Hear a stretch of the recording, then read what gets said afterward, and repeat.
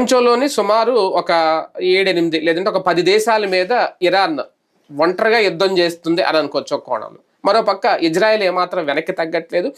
ఇంకో పక్క ఇరాన్ కొత్త అధినేత కూడా రెడీ అయిపోయారు. ఆయన రెండో కుమారుడు ముస్తబా అంట ఆయన పేరు. ఈయనకి దాదాపుగా మరి పగ్గాలు అప్పగించడానికి ముందే అన్ని ఖొమేనీ రెడీ చేసి పెట్టారు. కానీ ఇప్పుడున్న పరిస్థితుల్లో ఒకవేళ నిజంగా ఒక కత్తి మీద సాములాగా అవుతుంది ఆయన కనుక ఇప్పుడు పగ్గాలు తీసుకుంటే అది సాధ్యం అవుతుందా అనేది ఒకటి. ఇదే టైంలో భారత్ కూడా కొన్ని కీలక నిర్ణయాలు తీసుకోబోతుంది ఈ యుద్ధానికి సంబంధించి. మన దగ్గర నుంచి వెళ్ళే కొన్ని ఎగుమతులను నిలిపివేసే ఆలోచన కూడా చేస్తుంది. దీనివల్ల యుద్ధం ఇంకా మరికొన్ని రోజులు అయితే ఖచ్చితంగా సాగుద్ది. కాకపోతే ఎన్ని రోజులు ఇది ఇంకా పెరుగుతుందా తగ్గుతుందా అనేది వీటన్నిటి మీద చర్చించే ప్రయత్నం చేద్దాం. సార్, ఒకటి ఫస్ట్ ఖొమేనీ అంటే రకరకాల వినిపిస్తుంది. ఆయన ముందే ఊహించారు, ఒకవేళ నేను గనక చనిపోతే నా మరణం తర్వాత ఎవరు ఉండాలి అనేది. అందులో భాగంగానే ఆయన రెండో కుమారుడు పేరు పెట్టారు అనేది ఇప్పుడు అది అవుతుంది. మరి పూర్తిగా ఇంకా చెప్పారు లేదో నాకు తెలియదు. ఇలాంటి టైంలో ఆయనకి సుప్రీంగా చేయడం కూడా ఇప్పుడున్న పరిస్థితుల్లో కొంచెం కష్టమే, కరెక్ట్ కాదు అనేవాళ్ళు కూడా. నిజంగా ఆ ప్రయత్నం అనేది జరిగిందా? అంటే వాస్తవంగా వాళ్ళ మతాచారాల ప్రకారం మత గురువు అతను. అవును. ఇప్పుడున్నది ఖమేనీ చనిపోయిన, అంతకుముందు కొమైనీ వారసత్వం, ఆ తర్వాత ఖమేనీ ఇట్లాగా నడిచింది. ఆయన కొడుకేం కాదు, ఖొమైనీకి వారసుడు కాదు ఇప్పుడున్న ఆయనకు, కుటుంబ సభ్యుడు కాదు. ఆ మత ధర్మ పాటించడు. ఫర్ ఎగ్జాంపుల్ మనకి మఠాలలో స్వాములకి పెళ్లిళ్ళు అవ్వవు కదా, పీఠాధిపతులకి, వాళ్ళు ఎవరో ఒకళ్ళని ఎంచుకుంటారు, అంటే దత్తత లాగా. అట్లాగా ఇప్పుడు ఈయన ఎంచుకోవాలి లెక్క ప్రకారం. ఈయన ఏం పెట్టారంటే ఈయన వారసుడు అవుతాడు, రెండో అదే అట్లాగా. మరి అతన్ని వద్దు అనేటటువంటి కాన్సెప్ట్ వాళ్ళ ఆచారం ప్రకారం బేసిక్ గా. కాకపోతే మత పెద్దలు మాత్రం అతనే కావాలని కోరుతున్నారు. అక్కడ ఒక కాంట్రవర్సీ నడుస్తుంది, అందుకని లేట్ అవుతుంది. బేసిక్ గా అతను ఏం చేశాడంటే, మనకి గతంలో ఒక రాజు కాలంలో, హిందూ రాజు కాలంలో ఆస్థానంలో మంత్రులను పెట్టి ఆ మంత్రి మండలి నిర్ణయం తీసుకుంటది, రాజుగారు దాన్ని ఆచరణలో పెడతారు. మంత్రి మండలిని కాదనే విచక్షణాధికారాన్ని వీళ్ళకి ఎవరికి తర్కానికి అందని స్థాయిలో కేసు అయినప్పుడు డెసిషన్ అతనికి పెడతారు. అట్లాంటిది నడిచింది మనకి రాజుల కాలం. అలాంటి కాన్సెప్ట్ అతను చేసుకొచ్చాడు. ఎందుకని? ఎవరికి వాళ్ళకి ఫీలింగ్ రావాలి అక్కడ. అమెరికా మీద ద్వేషం, తమ మతం మీద ప్రేమ, ఇరాన్ మీద ప్రేమ ఎప్పుడు వస్తుంది? నేను నడిపిస్తున్నా దేశాన్ని, నేను ప్రభుత్వాన్ని నేనే నడిపిస్తున్నా, నేను ఈ మతాన్ని నడిపిస్తున్నా అని ఫీలింగ్ వస్తాయి కదా. అందుకని 85 మంది ప్రతినిధులు, 85 మంది దేశంలోని వివిధ ప్రాంతాలకు సంబంధించిన వాళ్ళు, మత పెద్దలు, వీళ్ళందరూ కలిసి డిసైడ్ చేస్తారు. త్రిసభ్య కమిటీ అప్పుడే ఆయన డిసైడ్ చేసేసాడు. జ్యుడిషియరీ నుంచి ఉన్నట్టు అక్కడ వాస్తవంగా ఎన్ని వాళ్ళ మతపు జ్యుడిషియరీని సపరేట్, మనకు మళ్ళీ ఏమి ఉండదు. వాళ్ళ మతపు జ్యుడిషియరీ నుంచి వాళ్ళ సైనిక హెడ్ ఒకళ్ళు, ప్లస్ ఒక ప్రతినిధి ఖొమైనీతోనే తిరిగిన ఖొమైనీ అసిస్టెంట్. ఆ ముగ్గురుతో కూడిన కమిటీ ఇప్పుడు నడుస్తుంది. అతనికి చెప్పేసి ఉంటాడు ఆ మధ్యలో ఉన్న ఆయనకి ఎవరిని చెయ్యాలన్నది, లేకుండా పేరు బయటికి రాదు కదా. కాబట్టి అతని ద్వారా ఇతన్ని చేయించడం. ముందు ప్రచారం జరిగింది అతనే అని వారసుడిగా. కాబట్టి అదేం జరుగుతుంది అనేది తెలియాలి. ముందు ఆయన అంత్యక్రియలు జరుగుతాయి రేపు, అది అయ్యాక ప్లాన్ చేస్తారు. ముందు ఏదో నిన్న మీటింగ్ అనుకుని అది అనౌన్స్ చేశాక అంత్యక్రియలు అనుకున్నారట. ఈ లోపు ఇజ్రాయెల్ వెళ్ళి అది పేల్చి పడేసింది. దాంతో మీటింగ్ అవ్వాలా నేను అసలు అందులో ఎంతమంది బతుకున్నారో తెలియదు. ఇప్పుడు ఇలా ఎన్నుకోవాల్సిన వాళ్ళు ఎంతమంది బతుకున్నారో తెలియదు. కాబట్టి అది కన్ఫ్యూజన్ ఉంది. మరోవైపు సార్, ట్రంప్ పంతం అంటే చమురు నిల్వల మీద ఎక్కువగా, ఇరాన్ మీద, అంటే ఒక పక్క ఇది నడుస్తున్న యుద్ధం అయితే ఆగకపోవడానికి ఇంకా కొన్ని రోజులు జరగడానికి, ఎందుకంటే ఆయన 2 సందర్భాల్లో ప్రకటించాడు ట్రంప్, యుద్ధం అయితే ఇప్పట్లో ఆగదు, కొనసాగుతుంది ఆపరేషన్ అనేది. అదొక కారణమా? చమురు గురించి ఇదంతా జరుగుతుందా? బేసిక్గా ఇక్కడ 2 ఇష్యూస్. అమెరికా ఎవడి అవసరం వాడిది, ఇజ్రాయెల్ అవసరం ఏంటంటే మధ్యప్రాచ్యంలో ఇప్పుడు మనకి ఇక్కడ ఆసియా ఖండంలో మనం బలంగా ఉండకూడదని చైనా మనల్ని తొక్కుతూ ఉంటది. మన దగ్గర ఉన్న వాళ్ళతో ప్రాపగాండా గేమ్ నడిపించడం కానీ, ప్రభుత్వాలు అస్థిరపరిచే ప్రయత్నాలు చేస్తూ ఉంటది. పాకిస్తాన్ ఎగదోసి ఇక్కడ వాళ్ళ తీవ్రవాద సంస్థల ద్వారా అల్లకల్లోలం చేయడం ద్వారా ఇది ఇన్వెస్ట్మెంట్ ఫ్రెండ్లీ కాదు అనే వాతావరణాన్ని కల్పించే ప్రయత్నం చేస్తూ వచ్చింది మొదటి నుంచి కూడా చైనా. అదే సందర్భంలో అమెరికా కూడా భారతదేశాన్ని ఇక్కడ చెడగొట్టాలని చూసింది. పాకిస్తాన్ అది పెంచాలని చూసింది చైనాకి పోటీగా సుదీర్ఘకాలం. అందుకని అమెరికా కూడా పాకిస్తాన్కి ఆర్థిక సాయం చేస్తా, దాన్ని సైనిక సాయం చేస్తా ఉన్నత స్థితికి తీసుకొచ్చాడు. అది తీవ్రవాద సంస్థలు మన వైపు కంటే ప్రపంచంలో బద్ధశత్రువైన అమెరికా చైనా కలిసి పాకిస్తాన్ లేపు మనకు వ్యతిరేకంగా చేసింది. సుదీర్ఘకాలం పాటు జరిగింది. కాంగ్రెస్ వాళ్ళు సరిగ్గా చెప్పలేకపోయారు అప్పుడు అమెరికా. అటల్ బిహారీ వాజ్పేయి వచ్చాక ఈ అమెరికా వాళ్ళకి ఏంటంటే మనం గొర్రెల కల్చర్ రకంగా. ఇప్పుడు మనం ట్రాఫిక్ దగ్గర నుంచున్నప్పుడు సిగ్నల్ లైట్ పడుతుంది, మనం నుంచుని ఉంటాం. అక్కడ రెడ్ లైట్ ఉండగానే ఒకటి సర్రమని వెళ్ళిపోతాడు, అందరు వెళ్ళిపోతారు వాడు వెనకాల. అక్కడ చూడరు వాళ్ళు సిగ్నల్, ముందోడిని చూస్తున్నారు వీళ్ళు అంతే. అదే ఒక్కోసారి గ్రీన్ లైట్ పడ్డప్పుడు ఎవడో కదడు. ఇది ఒక కల్చర్ మనకి. అట్లాగే అమెరికాలో ఉన్న వాళ్ళకి అది ఒక కల్చర్. వాళ్ళు ఆ ముందోడు ఏదంటే అదే అన్నటువంటి మెంటాలిటీ ఉంటుంది. అలాంటి దశలో అమెరికా వాళ్ళకి ఎక్స్ప్లెయిన్ చేయడానికి అక్కడ ఈ డబ్బులు తీసుకుని అక్కడ ఎంపీలకి డబ్బులు తీసుకోవడం అనేది చట్టబద్ధం. మన తరపున బ్రోకరేజ్ చేయడానికి అందరు ఎంపీలు అదే చేసేది, వాళ్ళ సంపాదన అంతా అదే. ఆ దేశం ఇచ్చే జీతం కాదు, ఒక్కొక్క దేశం తరపున ఒక్కొక్కడు బ్రోకర్ గా పనిచేస్తాడు అన్నమాట. వాళ్ళ ద్వారా ఒక మోటివేట్ చేశాడు వాజ్పేయి. ఏమని, అరే పిచ్చేదవల్లారా, మనం పద్దాకా పాకిస్తాన్ నమ్ముకుంటున్నాం, పాకిస్తాన్ అనేది ఉగ్రవాద దేశం, అది దాంట్లో ఇన్వెస్ట్మెంట్లు మనం పెట్టిద్దామని ఎవడు పెట్టడు, ప్లస్ ఆ మతపెచ్చ మధ్యలో ఎవడు బతకలేడు అక్కడ.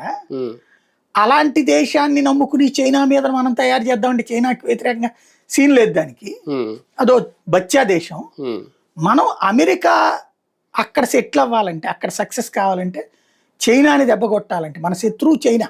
ఎందుకు అది 2వ స్థానానికి వస్తుంది, రేపు ఫస్ట్కి వస్తుంది. కాబట్టి దాన్ని ఆర్థికంగా మన శత్రువు దగ్గరలోకి రాకుండా ఉండాలంటే శత్రువుకి శత్రువుని మనం మిత్రుని చేసుకోవాలి.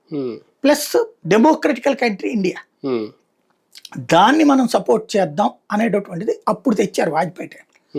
అంతకుముందు అంతా మనకి రష్యా ఫ్రెండ్లీ మనం, అందుకని అమెరికా పాకిస్తాన్ లేపింది. చైనానేమో మన మీద కడుపు మంటతో చేసుకొచ్చింది. మావో జడాంగ్ ఉన్నప్పటి నుంచినే ఇండియా మీద కసేతని. జవహర్లాల్ నెహ్రూ ఉన్నప్పుడు యుద్ధం చేయించింది కూడా మావో జడాంగ్. ఆ మావోయిస్ట్ పార్టీ సిద్ధాంతమే కదా చైనా. కాబట్టి అతను ఉన్నప్పటి నుంచినే మన మీద శత్రు ధోరణి, ఎందుకంటే మనం ఎదుగుతాం అనేది తెలుసు అతను. ప్రజాస్వామ్య దేశం పక్కన ఎదుగుతా ఉంటే వాళ్ళకి మండుతుంటది. వాళ్ళు నియంతలుగానే సక్సెస్ అనుకుంటారు. రష్యా అయినా చైనా అయినా నియంత పాలకుల ద్వారానే నడిచింది సుదీర్ఘకాలం. అలాగ ప్రజాస్వామ్యం అద్భుతంగా సక్సెస్ అయితే నచ్చదు వాడు. అందుకని మనల్ని ఎప్పుడు చెడగొట్టే ప్రయత్నం చేస్తారు. ఇక్కడ కూర్చొని సొల్లోపన్యాసాలు చెప్పే వాళ్ళ పార్టీల నాయకులు, డెమోక్రటిక్ విలువలు చెప్పే వాళ్ళ పార్టీల నాయకులు, ఆ 2 దేశాలు చూస్తే అక్కడ ఏమైనా ప్రజాస్వామ్యం తెచ్చిందా? ఇక్కడ ప్రజాస్వామ్యంలో ఉన్న హక్కుల్ని ఆస్వాదిస్తున్నారు, కానీ ఏ హక్కులు ఇవ్వని దేశాలు. అది ఒక విచిత్రం. ఇక్కడ అమెరికా ఆ రోజు నుండి అంత ఆలోచించడం ఏం చేస్తే కంటిన్యూ చేసుకుంటూ వచ్చింది. అట్లాగే ఇప్పుడు ఇరాన్ ఆ ఏరియాలో వెరీ స్ట్రాంగ్ పార్టీ. ఇజ్రాయెల్కి అది ప్రాబ్లం. మధ్యప్రాచ్యంలో ఎవరు బలమైన వాళ్ళు, చైనా మన మీద ఎట్టేడుస్తుంటుందో ఇజ్రాయెల్ దాని మీద అంత. ఇంకోటి, ఇజ్రాయెల్లో తగాదాలు ఉన్నాయి. ఇప్పుడు ఇతని మీదన కేసులు పెట్టి జైల్లో ఇచ్చడానికి ప్రిపేర్ అయ్యాడు నెతన్యాహు. ప్రస్తుతం బెయిల్ మీద ఉన్నాడు. ఇజ్రాయెల్ ప్రధాని. అతను భవిష్యత్ ఎదగాలంటే ఇంతకుముందు చాలా యుద్ధాలు చేశాడు. ఒకప్పుడు ఎప్పుడో 14 దేశాల మీద యుద్ధం చేసిన 70 నాటి పరిస్థితి మళ్ళీ రాలేదు ఇంతవరకు ఇజ్రాయెల్. ఇప్పుడు ఇజ్రాయెల్ ఇరాన్ మీద గెలవాలి, అతను ఇరాన్ని దారికి తేవాలి. ఈ కారణంగా అతను వ్యక్తిగతంగా లబ్ధి పొందుతాడు, నెంబర్ 1. రెండవది, ఇరాన్ అనేటటువంటి దేశం మీదన ఇప్పుడు అమెరికాలో ఏమైపోయింది, ద్రవ్యోల్బణం, $30 ట్రిలియన్ ఆర్థిక వ్యవస్థ, జీడిపి, $39 ట్రిలియన్ అప్పు పైకి, అదనంగా ఇంకో $40-50 ట్రిలియన్ ఉంది. పెను సంక్షోభంలో ఉంది అమెరికా. జనం మీద ట్యాక్స్లు వేసి అన్ని దేశాల నుంచి వచ్చే దాని మీద ఏదో కొంత రికవర్ చేయడానికి చూశాడు, కోర్టులు తిప్పికొట్టి దాంతో దెబ్బతింటున్నాడు. ఈ సిచ్యుయేషన్లో అమెరికా అధ్యక్షుడు ట్రంప్కి పబ్లిక్లో హీరోయిజం చూపించుకోవాలి. యుద్ధాలు జరుగుతున్నప్పుడు ప్రజలు ప్రభుత్వాలకు అనుకూలంగా ఉంటారు. కాబట్టి వాళ్ళిద్దరికి ఇరాన్ మీద దాడి కావాలి, వాళ్ళ రాజకీయ అవసరాల కోసం. థ్రెట్ అంటారా, అణుబాంబులు థ్రెట్ అంటారా? మరి అమెరికా దగ్గర అణుబాంబులు ఉంటే రష్యాకి థ్రెట్ అని రష్యా వెళ్ళే అన్న అణుబాంబులు వేసింది అమెరికా మీద. లేదా ఇజ్రాయెల్ అణుబాంబులు. ఇజ్రాయెల్కి ఏంటి మధ్యప్రాచ్యపు ఆధిపత్యం కావాలి. అవును. ఎందుకని? మధ్యప్రాచ్యంలో ఉన్నటువంటి సున్నీ ముస్లిం దేశాలన్నీ కూడా ఇరాన్ బాధిత దేశాలు. ఉమ్, ఇక్కడ గొడవ, అసలు గొడవ ఏంటంటే సున్నీ షియాల గొడవ. ఉమ్, సున్నీ దేశాల మీద ఆధిపత్యం కోసం షియా దేశమైనటువంటి ఇరాను 5 తీవ్రవాద సంస్థని తయారు చేసింది. ఉమ్, హెజ్బుల్లా, హమాస్, హమాస్, హౌతీ. అవును, ఉమ్, వీళ్ళు 24 గంటలు తమ మత దేశాలే, ముస్లిం దేశాలే కదా ఇవి. ఉమ్, కానీ సున్నీలు వీళ్ళని హింసిస్తుంటారు. చేపిస్తుంది ఎవరు? ఉమ్, ఇరాన్. ఉమ్, అమెరికా కూడా ఇరాన్కి పరోక్షంగా మద్దతు ఇచ్చింది ఆ విధంగా. ఎందుకని? ఆ ప్రాంతంలో అన్రెస్ట్ ఉండకపోతే ఉమ్, అమెరికా మాట వినరు. అది. ఉమ్, ఇప్పుడు అరబ్ దేశాలకి ఏ గొడవలు లేవనుకోండి, పీస్ఫుల్గా ఉన్నారనుకోండి, ఉమ్, అమెరికాతో ఏం అవసరం? అంతే కదా. కాబట్టి అమెరికాకి తన అవసరం ఉండాలంటే అక్కడ ఒక బ్యాడ్ బాయ్ ఉండాలి. ఉమ్, ఇరాన్ అనేవాడు బ్యాడ్ బాయ్. ఉమ్, వీడు ముస్లిములలోనే తన వర్గం కోసం అవతల వర్గాన్ని చంపుకు తింటాడు. ఉమ్, ప్లస్ ఆ ఏరియాలో ఆధిపత్యం వీడికి కావాలి. ఉమ్, ఈ సున్నీల మీద ఆధిపత్యం కావాలి. ఈ సున్నీ దేశాలనే అందుకని ఇజ్రాయెల్కి దగ్గర అవుతాయి. కాబట్టి ఇజ్రాయెల్ మన జాతికి వ్యతిరేకం అనేటటువంటి ద్వారా చెడగొట్టాలి వీళ్ళు కలవనీయకుండా. ఉమ్, అందుకని ఇజ్రాయెల్ని నాశనం చేయడానికి ఒక 6 తీవ్రవాద సంస్థలు తయారు చేసి పెట్టాడు. ఉమ్, శత్రువుకు శత్రుమిత్రుడు అయినట్టు వాళ్ళు పరోక్షంగా కలుపుకుంటున్నారు. ఉమ్, ఇప్పుడు అది దెబ్బతీసే ప్రయత్నం ఇజ్రాయెల్ చేసింది. ఉమ్, అందుకోసం అవును. ఉమ్, ఇజ్రాయెల్ ఆ సున్నీ దేశాలకు కావాలి, సున్నీ దేశాలకు ఇజ్రాయెల్ కావాలి. ఉమ్, ప్రత్యక్షంగా కాకపోయినా పరోక్షంగానైనా. ఉమ్, ఎందుకు? ఈ షియా దేశం కాబట్టి. ఉమ్, ఇంకోటి ఆ ఏరియా మొత్తం మీద బలమైన సైనిక దేశం ఇది ఒకటే, ఉమ్, ఉమ్, ఇరాన్ ఒక్కటే. ఇరాన్ ఒకటే. ఉమ్, అది అలాగే పెరిగితే అతిపెద్ద తప్పు చేసింది ఖొమైనీ. ఏంటంటే ఉమ్, అసలు ఈ మత హింస లేకుండా వాళ్ళని ప్రాణాలు తీయకుండా ఉమ్, ఇబ్బంది పెట్టకుండా ఉంటే ఏది మోడర్నైజేషన్, లైక్ ఇప్పుడు సౌదీ అరేబియా, దుబాయ్ ఇవన్నీ మోడర్నైజేషన్ వైపుకి వెళ్తున్నాయి కదా, ఖతారు, బహ్రెయిన్ ఇవన్నీ కూడా. ఉమ్, ఆ టైప్లోకి వెళ్ళుంటే ఖొమైనీ శాశ్వత అధ్యక్షుడు, ఉమ్, ఖొమైనీ కుటుంబం ఉమ్, ఉమ్, దేవుడిగా చూసేవాడు, అదే, ఆ, దైవ పాలకుడుగా చూసేవాడు. ఉమ్, కానీ ఇతను ఏమైపోయిందంటే ఒక స్టేజ్కి పోయేటప్పటికి, అంటే పరిపాలనలో ఎప్పుడు కూడా రోజు పోయే కొద్ది కొంత వ్యతిరేకత పెరుగుతూ ఉంటుంది. అవును. అందులో ఇతని పేరుతో మత పెద్దలు చేసిన దుష్కృత్యాలు దారుణం అక్కడ. ఉమ్, దాంతో విరక్తి చెందిన జనాన్ని కంట్రోల్ చేయడానికి ఒక కొత్త శత్రువును సృష్టించాడు. ఉమ్, మన ఎదురుగుండా పెరుగుతున్న శత్రుత్వాన్ని డైవర్ట్ చేయాలంటే కొత్త శత్రువును సృష్టించాలి. ఉమ్, ఈ కొత్త శత్రువు ఎవరు? మన ఇండియన్ పాలకులు, పాకిస్తాన్ శత్రువు. ఉమ్, అవును. అలాగే అక్కడ కొత్త శత్రువు ఎవరంటే ఇజ్రాయెల్ని చూపెడుతున్నాడు. ఏమంటున్నాడు? Um, death to Israel, death to America అనే ఉమ్, స్టేట్మెంట్ చచ్చిపోయిన ఖొమైనీ ఇచ్చాడు. ఉమ్, ఉమ్, అంటే ఆ దేశాలు నాశనం చేస్తాను నేను. ఉమ్, ఎట్టగయ్యా అంటే అణుబాంబులు తయారు చేస్తున్నాను. ఉమ్, ఇది చాలు వాళ్ళకి. అది. ఉమ్, కాబట్టి అణుబాంబు నువ్వు చేయడానికి వీల్లేదని ఆంక్షలు పెట్టారు. ఉమ్, ఆర్థిక ఇబ్బందులు పడ్డా సరే ఉమ్. ఇది ఇంతకాలం బతికేసి కానీ ఇప్పుడు ఈ అణుసామర్థ్యం చూపించినట్టేనా ఇరాన్ ఒక రకంగా? లేదు కదా. ఇప్పుడు అణుసామర్థ్యం ఏం లేదు. ఉమ్, ఇవాళ ఐఏఈ ధృవీకరించింది ఉమ్, వీళ్ళ దగ్గర అణుబాంబులు ఏం లేవు, ఉమ్. తయారు చేయలేదు అసలు ఇంకా అన్నటువంటి.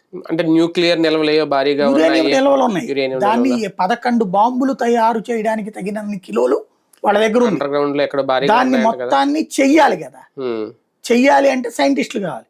ఉమ్, ఆ సైంటిస్టుల్ని వాళ్ళ దేశంలో వాళ్ళ చదువులు దరిద్రపు చదువు ఉమ్, ఎక్కడెక్కడి నుంచో తెచ్చారు. ఉమ్, తెచ్చిన వాళ్ళల్లో ఇది లేపేస్తుంటది.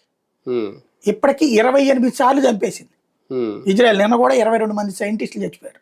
ఉమ్, నిన్న ఒక రహస్య ప్రదేశంలో చేస్తున్నారు. ఇప్పటిదాకా 3 అణుస్థావరాలను ప్రపంచానికి చూపించింది ఉమ్, ఇరాన్. ఉమ్, అక్కడ మొన్న దాడి చేశారు వీళ్ళు. ఉమ్, కానీ ఇదేమి కాని ఇంకొక ప్లేస్లో ఉందన్న సంగతి నిన్న తెలిసింది. ఉమ్. అక్కడ లేపారు. 22 మంది సైనికులు చచ్చిపోయారు, సైంటిస్టులు చచ్చిపోయారు. అంటే ఇంకా అలాంటి అనుస్థావరాలు ఉండొచ్చు. ఉండాలి. ఉమ్, ఒక్కటే ఏంటంటే ప్రస్తుతానికి ఇరాన్ ఏంటంటే తొందరపాటు చర్యకి పాల్పడింది మాటలతో. ఉమ్, కోలుగా ఉండాలి. ఉమ్, అయితే వాస్తవంగా ఇరాన్ కంటే రెచ్చగొట్టిన ట్రంప్ ఉమ్. తన అవసరాలు రీత్యా. అది అవును. ఎందుకంటే అరబ్ దేశాలు సంగతి పక్కన పెడితే రష్యా ఉక్రెయిన్ యుద్ధం తర్వాత పెను సంక్షోభం అయిపోయింది ఆర్థిక పరిస్థితి. కరోనా ఒక దెబ్బ, రష్యా ఉక్రెయిన్ యుద్ధం ఒక దెబ్బ. ఉమ్, వీటన్నిటి వల్ల ఆర్థిక సంక్షోభం పెరిగిపోయి టారిఫ్లు వేస్తే అది కాస్త రివర్స్ అయ్యాక ఉమ్, ఈ టైంలో డైవర్షన్ కావాలి అతనికి. ఉమ్. ఆ డైవర్షన్కి ఇరాన్ని వాడుకున్నాడు అతను. కానీ ఇజ్రాయెల్తో మొదలైన యుద్ధం ఎందుకు గల్ఫ్ దేశాలన్నింటినీ, కువైట్, దుబాయ్ వీటన్నింటిని కూడా ఎందుకు టార్గెట్ చేసింది ఇరాన్? ఇరాన్ ఏంటంటే ఇంత యుద్ధంలో ఇప్పటిదాకా ఇన్నేళ్ల యుద్ధంలో ఆర్థికంగా చాలా చితికింది. వాస్తవంగా మన తెలుగు బ్లాగర్లు వీళ్ళు కూడా పోయారు అన్వేషిట్ అంటే అది తినడానికి అది కూడా ఇబ్బంది. ఓ రకంగా చెప్పాలంటే మన దేశంలో పూర్ పీపుల్ లైఫ్ అక్కడ రిచ్ వాళ్ళు ఎంజాయ్ చేస్తారు. అంటే అక్కడ రిచ్ వాడు ఇక్కడ పూర్తో సమానం.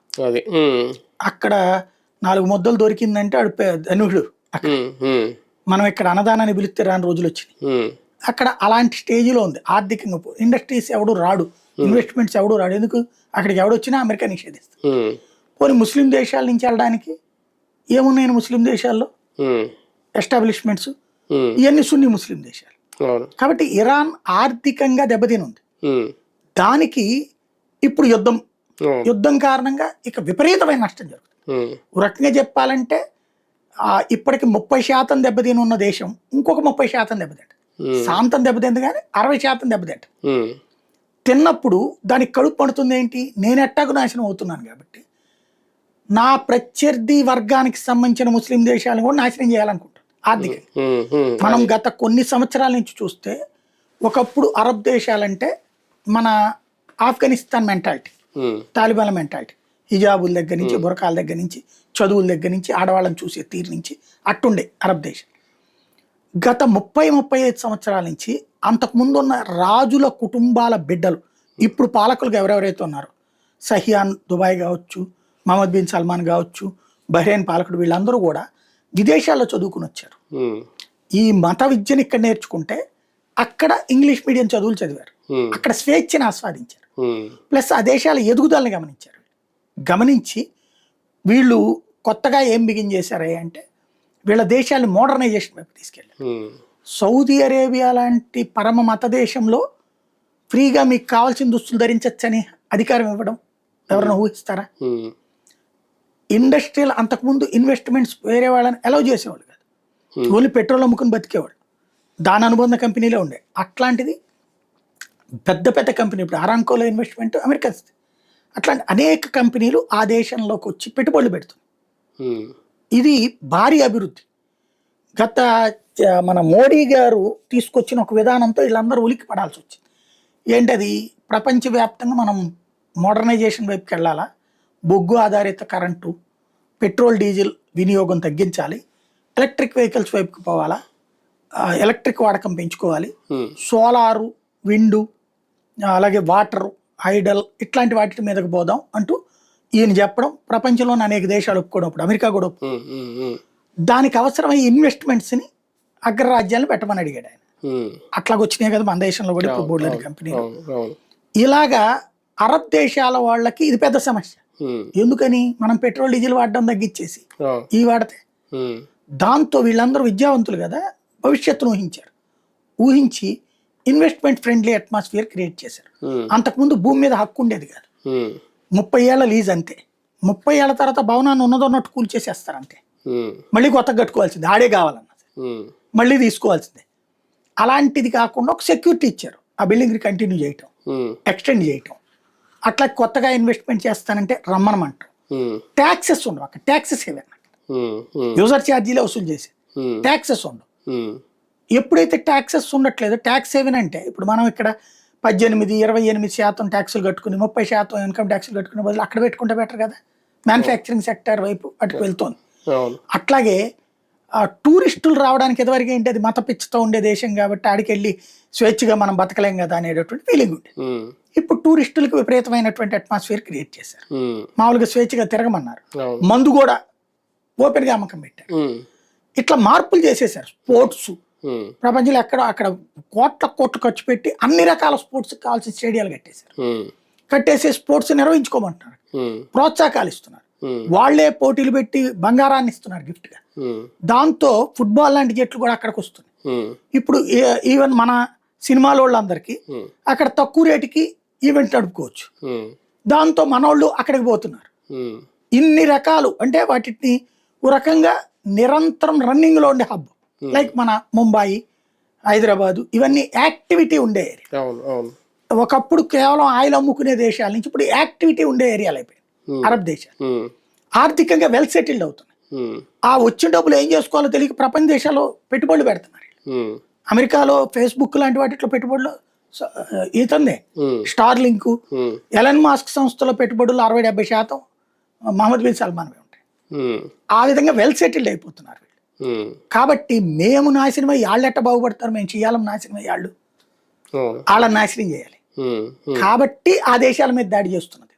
దీని ఎఫెక్ట్ భారత్ మీద ఎక్కువగా పడిందా? ఆర్థికంగా ఎక్కువ నష్టపోతున్నావా? దానివల్లే కొన్ని ఎగుమతులు కూడా నిలిపేయడానికి సిద్ధమైంది భారత ప్రభుత్వం. భారతదేశం ఎగుమతుల్ని చేయడానికి ఏమి బ్యాన్ చేయలేదు, తీసుకెళ్ళడానికి అక్కడ షిప్పులే అలౌడ్ లేదు కదా, విమానాలు కూడా ఆపేసినట్టున్నారు కదా. రెండోది ఏది ఆపుతామంటే పెట్రోలియం నిల్వల్ని బ్యాన్ చేయొచ్చు, ఎక్స్పోర్ట్. మన రిలయన్స్ ఇక్కడ మన దగ్గర ఉన్న ఓఎన్జీసీ ఇవి ఉన్నాయి కదా, విదేశాలు అమ్ముతుంటాం కదా, అది ఆపేసి ఇక్కడ అమ్మమంటాం. కాకపోతే ఆ బ్యారెల్ ధర మామూలుగా ఆ దేశాలు ఎక్కువ ఇస్తాయి, మనమేమో విదేశాల నుంచి తక్కువ కొంటాం, మనమేమో విదేశాలకు ఎక్కువ అమ్ముతాం. ఇప్పుడు అది ఆపుకోవచ్చు అవసరమైంది ఇక్కడ. కాకపోతే సమస్యలు ఉంటాయి.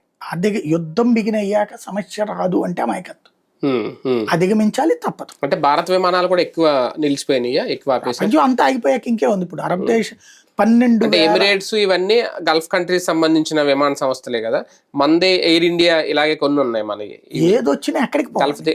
ఇప్పుడు మనం బ్రిటన్కి పోవాలా, దుబాయ్లో దిగి పోతాం, లేదా అట్టించి రావాలి, దుబాయ్లో దిగి వస్తాం, సింగపూర్ నుంచి కూడా పోతాం. సింగపూర్ నుంచి రూట్ నుంచి వెళ్ళి నడుస్తున్నాయి. ఇప్పుడు అరబ్ కంట్రీస్ మీద నుంచి వెళ్ళి ఆగుతున్నాయి. అంటే దాదాపు 50% ట్రాఫిక్ ఆగిపోయినట్టే. 50 ఏంటి 60, 65, 70. ఎందుకంటే దుబాయ్ పెద్దది. చర్చలకు ఏమన్నా సిద్ధమైందా ఇరాన్? దిగొస్తానన్నా అంగీకరించట్లేదా? ఇరాన్ చర్చలు ఇప్పుడు కాదు, గత 3 నెలల నుండి జరుగుతోంది. అది ఎప్పుడో దిగొచ్చు, యుద్ధం మొదలయ్యాక కూడా చెప్తోంది. వాళ్ళేం చర్చలకు రానంటలా, చర్చలు జరుపుతూ నాటకం ఆడింది, మోసం చేసింది అమెరికా. చర్చలు జరుపుతూ ఉండగా వెళ్ళి కొమైని లేపేసింది. ఏంది మొన్న ఏంది ప్లాన్ వేసింది, వీళ్ళు చర్చల్లో ఓ డిమాండ్ పెట్టారు, మీరు అవన్నీ యురేనియం ఇచ్చేస్తే మేము ఓకే అంటే వీళ్ళు కూడా రెడీ అన్నారు. మిస్సైళ్ళు మీరు లాంగ్ రేంజ్ మిస్సైల్ తయారు చేస్తున్నారు, అది మా దేశాలకు ప్రమాదం, షార్ట్ రేంజ్ మాత్రమే చేయాలి, అది కూడా మీరు ఒప్పుకుంటే చర్చలకి రేకే అన్నారు. ఇది కీలకమైన నిర్ణయం. వాళ్ళు ఏంటంటే 2000-3000 కిలోమీటర్ల దూరంతో పాటు 12,000 కిలోమీటర్ల దూరంలో ఉన్న లక్ష్యాలు కూడా, అంటే అమెరికాను కూడా లేపేయడానికి తగ్గట్టు తయారు చేస్తారు, అవన్నీ ఆపేయాలని పెట్టారు. దాంతోపాటు ఇన్స్పెక్షన్కి అలౌ చేయాలన్నారు. ఈ 2 నిర్ణయాలు కొమైనీ కూర్చొని తీసుకోవాలి. కొమైనీతో కూర్చోవడానికి వాళ్ళు అడిగారు, అందుకే మీటింగ్ జరుగుతుంది. వాళ్ళు ఏమనుకున్నారు, కొమైనీ వాళ్ళు కూడా చర్చలు జరుగుతున్నాయి కదా అనుకున్నారు. కానీ ఈ డిమాండ్ మీద కొమైనీని కూర్చోబెడతారు వీళ్ళు, అప్పుడు లేపేయాలని ఇజ్రాయెల్ ప్లాన్ చేసి అమెరికాకు కూడా తెలియదు. అది అటాక్ చేయడం బిగిన్ చేశాక సచ్చినట్టు అమెరికా దాన్ని కాపాడుకొస్తుంది. ఒక రకంగా అమెరికా నా ట్రాప్ లోకి లాగింది అది ఇజ్రాయెల్. ఆపరేషన్ ఎపిక్ ఫ్యూరీ ముగిసింది అని చెప్పాలి, ట్రంప్ అనౌన్స్ చేయాలి అంటే కంప్లీట్ గా ఇరాన్ లో ఉన్న అణుస్థావరాలన్నీ పేల్చేస్తే ఇంకా అయిపోయినట్టే. అణుస్థావరాలు పేల్చలేరు, పేలిస్తే ఇప్పుడు ఏదో 3 దాడి చేసామని చెప్తున్నారు కదా, 3-4 తర్వాత అయ్యే చెప్పింది ఏం కాలేదు, పైన బిల్డింగులు కూలినాయని. అణుస్థావరం పేలడం అంటే ఏంటండి, ఇరాన్ మొత్తం బూడిదైపోతుంది. అదే కదా, ఒక స్థావరం పేల్చడం అంటే యురేనియం ఉన్నటువంటి అదే బాంబు లాంటిది. యురేనియం అంటుకోగానే పేలిపోద్ది, అది లేకపోయినా అణుబాంబు తయారు చేయకపోయినా పేలిపోద్ది. దాని ఇంపాక్ట్ ఏమవుతుంది, ఒక హిరోషిమా నాగసాకి తయారవుతుంది. కాబట్టి ఇదేంటంటే ఏం చేయాలో అర్థం కాని పరిస్థితిలో ఉంది అమెరికా. ప్రస్తుతం చేస్తుంది మనం అనుసరించిన వ్యూహం, ముక్కు ముడ్డి మూసేసి ప్రస్తుతానికి ఎటు కదలనివ్వకుండా చేయడం, అంతవరకే చేయగలుగుతుంది. అది అంటే ఇది ఎన్ని రోజులు ఉంటుంది అనేది కూడా కొనసాగుతుందని చెప్పలేము. ట్రంప్ చేతుల్లో ఉంది ఇది. ట్రంప్ తలతెక్కగా మాట్లాడడం, తలతెక్కగా ప్రవర్తించడం మానేస్తే వెంటనే జరిగిపోతుంది. కానీ అతని ప్రవర్తన అట్ట లేదు. అంటే చైనా వీళ్ళందరూ కూర్చొని మాట్లాడినా, రష్యా చైనా వాళ్ళకి ఇది హాయిగా ఉంది. వాళ్ళు ఇప్పుడు ఆయుధాలు అమ్ముకుంటారు, వీళ్ళకి మంచి బేరం వచ్చింది వాళ్ళకి, అది ప్రాబ్లం ఏం లేదు. రైట్ చూద్దాం. నిజంగా ఆపరేషన్ ఎపిక్ ఫ్యూరీ అయితే కొనసాగుతుంది అనేది ట్రంప్ చేస్తున్న ప్రకటన. కానీ ఇరాన్ చర్చలకు సిద్ధం అన్నా చర్చలకు దిగట్లేదా, రావట్లేదా, చర్చలు జరిపే విషయంలో కూడా ట్రంప్ అనుసరిస్తున్న వ్యూహం మరికొన్ని రోజులు యుద్ధం కొనసాగడానికి కారణం అవుతుందా? చూద్దాం ఏం జరుగుతుంది.